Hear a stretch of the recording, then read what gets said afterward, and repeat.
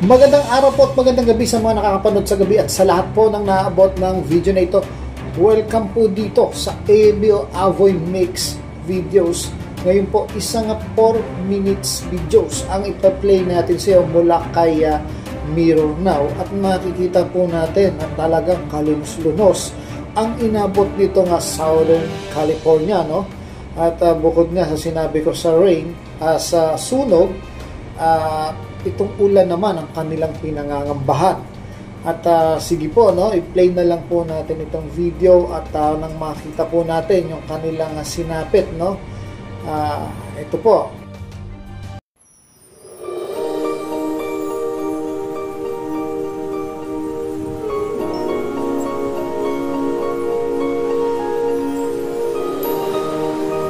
Stop po na natin saglit.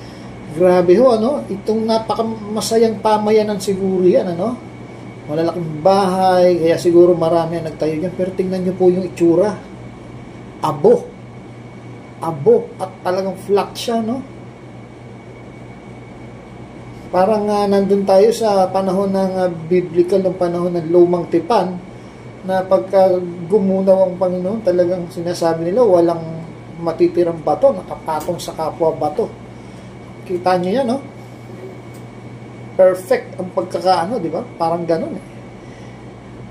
Hindi na talaga matitirhan pa. Magkaroon man ng bahay dyan na pwede pang matirhan o natira man na hindi nasunog, ay hindi na rin pwedeng tirhan dahil, yun nga, may abo. Ito yung mga abo na to ay toxic po ito, no? Nakakalason. Bukod sa, ito po, tuloy na lang natin.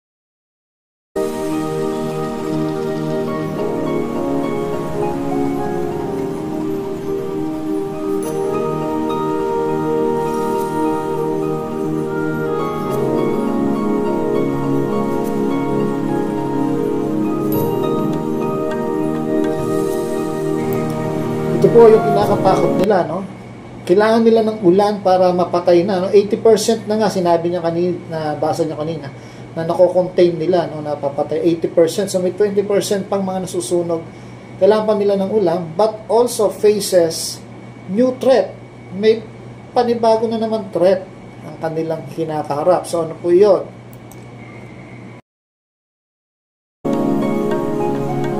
Po, fears of mudslides and toxic ash runoff. So, bakit toxic, no? Yung mudslide talagang nandun na yun, eh. Pag umulan ng malakas dyan, wala nang sasalo sa tubig, dediretso yan sa mga kapatagan, ano? Matatabunan ang kanilang mga lupain, ang putik, magiging maputik yung lugar. Pero yung toxic ash, mga nakakalaso na abo, yun eh siguro sa dami ng mga kung ano-anong nandyan, eh, mga nagsama-sama na yung nasunog. Yun ang sinasabi nila na toxic. So tingnan natin, panoorin natin. Yan po.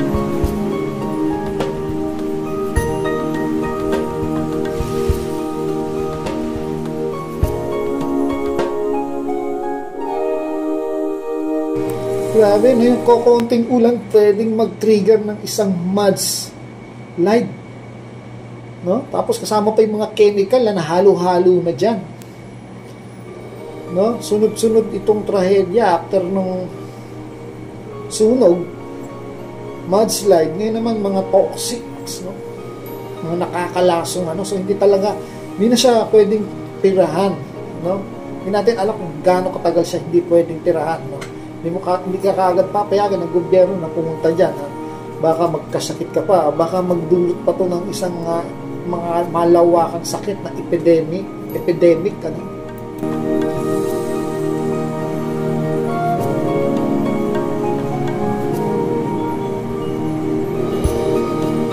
Grabe.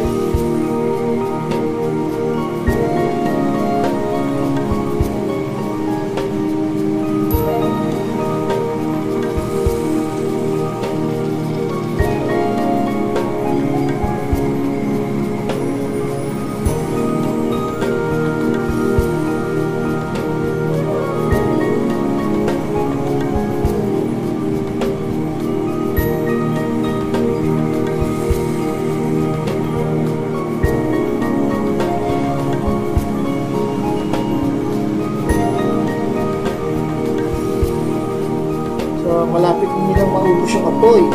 Talagang meron pa rin, no? Tagal na.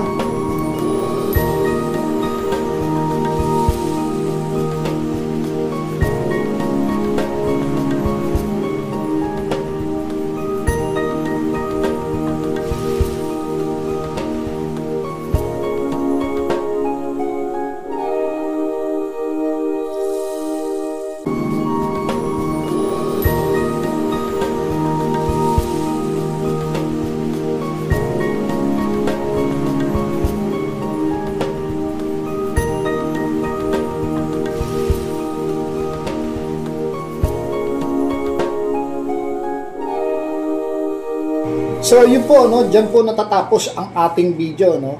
At wala na tayong magagawa, no. Nakakaawa ho talaga ang mga sinapit ng mga taga roon sa mga naapektuhan ng sunog.